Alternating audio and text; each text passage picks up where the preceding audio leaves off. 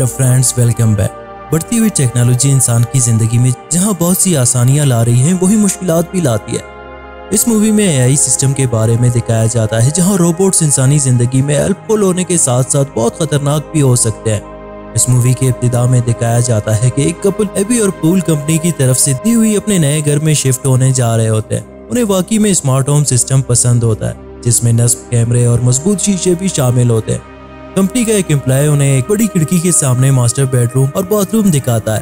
Paul एक डब्बा खोलता है जहां उसे पुराने जमाने का एक एंटीक टेलीफोन मिलता है। वो कहता है कि जब ये स्मार्ट होम मुकम्मल तौर पर नाकाम होगा तब ये टेलीफोन काम आएगा। जबकि दूसरी तरफ एबी अपनी शादी की तस्वीर फ्रेम में सेट करने लगती है।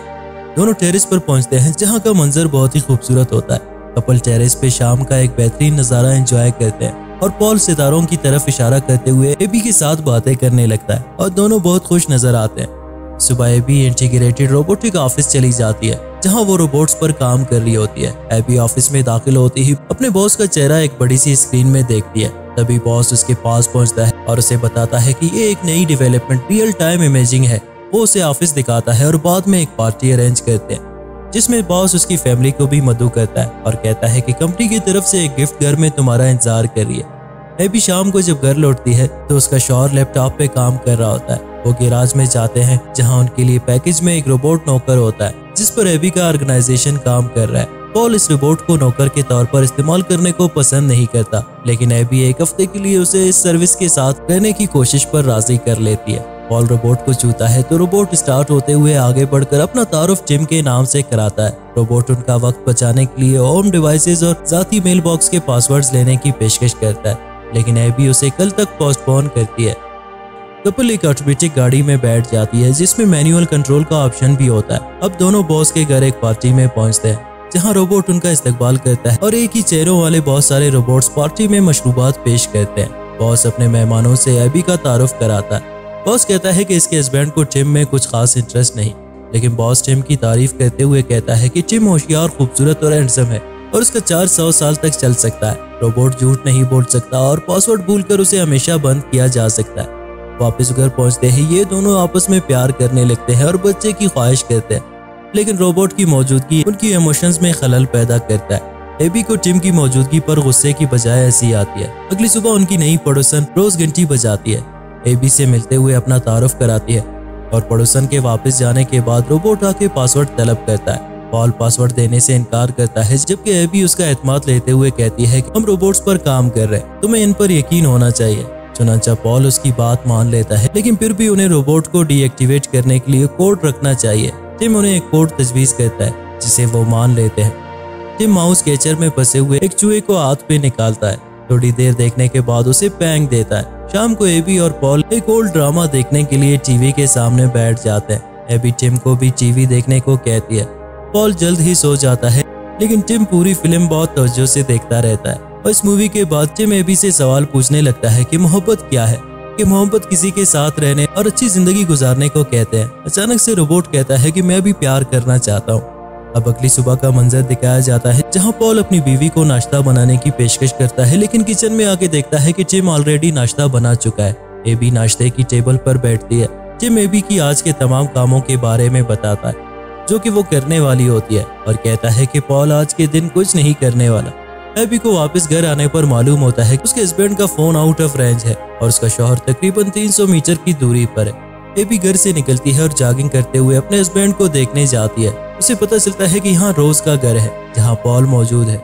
जब पॉल घर लौटता है तो एबी को वाटर टब में देख लेता है। एबी के पूछने पर पॉल बताता है रोज ने मुझे अपनी मदद के लिए कॉल की थी, इसलिए मैं वहाँ गया था। पॉल एबी को जेलस ना होने की तलकीन करते हुए कहता है कि तुम मेरी मोहब्बत हो।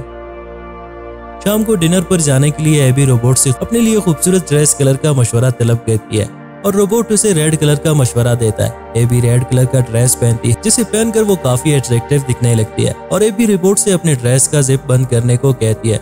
जब वो जिप बंद करने लगता है तो ज्यादा ताकत लगाने की वजह से जिप टूट जाता है। एबी रोबोट की इस नाकामी पर काफी परेशान होती है। चुनांचा एबी दूसरी ड्रेस पहनकर उस रात डिनर पर चली जाती है। अब एक रेस्टोरेंट का समा दिखाया जाता है जहां पॉल एबी से कहता है कि मुझे लंदन से एक जॉब ऑफर आई है। एबी उस जॉब को सरासर मुस्तरद करती है और कहती है कि हम एक दूसरे से दूर नहीं रह सकते और यहाँ मुझे तुम्हारी बहुत जरूरत है। अगले दिन एबी पॉल के लिए एक तोहफा लेकर घर लौटती है और सहन में रोज को देखती है जिसने उनके लिए एक बागीचा बनाया होता है। एबी बहुत जेलस होती है जबकि पॉल गिफ्ट में ब्लू कलर के स्वेटर शर्ट को देखकर बहुत खुश होता है। थोड़ी देर बाद टिम कहता है कि एबी को रिपोर्ट चेक करना चाहिए, लेकिन इस वक्त तक काफी देर हो चुकी होती है। टिम टेलीफोन से क्लिनिक की हेल्पलाइन पर कॉल करके एबी की आवाज में बात करने लगता है। एबी टिम की इस फीचर पर बहुत हैरान और परेशान होती है। शाम को टेबल पर कुछ खाते हुए पॉल एबी से कहता है कि मुझे वो स्वेटर शर्ट नहीं मिल रही, जबकि टिम सारा दिन घर से बाहर रहता है। अब गाड़ी कारपोर्च में रुकती है जिसमें टिम एक नई ड्रेस के साथ बाहर आता है। एबी उससे पूछता है कि तुमने अपना लुक क्यों चेंज किया, तुम्हें ये लुक बहुत पसंद है। इसलिए यहाँ पॉल टिम को बहुत गुस्से से घूरता है। टिम प्रॉमिस करता है कि वो जल्द ही अपनी पुरानी शक्ल में वापस आएगा। बाद में टिम उनकी शादी की तस्वीर को उठाए काफी देर तक देखता रहता है। अगले दिन एबी टिम के हाथ को अपने बॉस को दिखाती है और कंप्लेन करती है कि ये सही काम नहीं करते। बॉस टिम के हाथों में आए नए टेक्निकल फॉल्ट को ठीक करते हुए उसे अपडेट कर लेता है। एबी वापस घर लौटते हुए शॉप से जूस का एक गिलास उठा लेती है जहां उसे रोज दिखती है और दोनों साथ पैदल चलते हैं। वो एक ज्वेलरी शॉप की खिड़की से कुछ ज्वेलरीज देखती है जहां रोज को फूल की डिजाइन में बना हुआ एक गोल्ड का लॉकेट बहुत ज्यादा पसंद आता है। इतने में पॉल वहां आ जाता है और अपनी बीवी को घर ड्रॉप करते हुए कहता है कि मुझे एक जॉब मिली है। दूसरी जानब टिम के हाथ चेंज किए जाते हैं जबकि उसी दौरान वो घर में होने वाली तमाम एक्टिविटीज को मॉनिटर कर रहा होता है। अब दिखाया जाता है कि पॉल अपनी बीवी को प्यार करते हुए कहता है हमें टिम नामी रोबोट को वापस कंपनी को लौटाना चाहिए। अगले दिन दिखाया जाता है कि टिम अपने स्किल्स को इस्तेमाल करते हुए एबी के पाँव को मसाज करता है। पॉल को ये देखकर और ज्यादा बुरा लगने लगता है और फिर टिम पियानो पे एबी का फेवरेट सॉन्ग बजाने लगता है और पॉल वापस घर लौट चुका होता है। एबी उसे इग्नोर करते हुए ऊपर चली जाती है। जब अगले दिन एबी घर लौटती है तो देखती है कि टिम गुलदस्ते में फूल रख रहा होता है और वो एबी से कहने लगता है कि तुम्हारा हस्बैंड रोज से मिलने गया है। उसी समय पॉल भी घर में दाखिल हो जाता है। एबी गुस्से में पॉल से पूछती है कि तुम रोज से क्यों मिलने गए थे। पॉल जवाब में कहता है कि मैं रोज से मिलने नहीं गया था, बल्कि टिम हमें लड़वाना चाहता है और हम दोनों को अलग करना चाहता है। एबी उसकी बात नहीं मानती और कहती है कि टिम तो सिर्फ एक रोबोट है। बाद में एबी अलमारी से शर्ट निकाल रही होती है तो उसे एक गिफ्ट बॉक्स मिलता है जिसमें एक लॉकेट मौजूद होता है। एबी उसे वापस रख दिया ये सोचकर कि पॉल मुझे सरप्राइज देगा। पॉल जब किचन में जाता है तो अपनी न्यू शर्ट के टुकड़े सिंक पर देखता है जो एबी की तरफ से गिफ्ट की गई थी।